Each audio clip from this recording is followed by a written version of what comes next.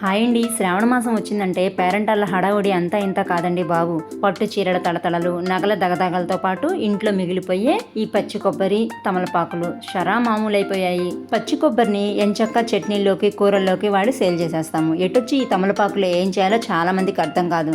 ఎంచక్కా ఈ రెండింటి కాంబినేషన్తో టేస్టీగా ఉండే లడ్డూలు తయారు చేసుకోండి. రుచికి రుచి, ఆరోగ్యానికి ఆరోగ్యం. రెసిపీ కూడా సింపుల్గానే అయిపోతుంది. మీడియం సైజ్ కొబ్బరి చిప్పకైతే ముదురుగా ఉన్న ఒక 10 తమలపాకులు అయితే కరెక్ట్గా సరిపోతాయి. కొబ్బరి ముక్కలకి సరిసమానంగా చక్కెరని కూడా యాడ్ చేసేసుకొని కట్ చేసి పెట్టుకున్న తమలపాకులు, పొట్టు వలిచిన యాలకుల్ని కలిపి మెత్తగా గ్రైండ్ చేసి తీసుకోవాలి.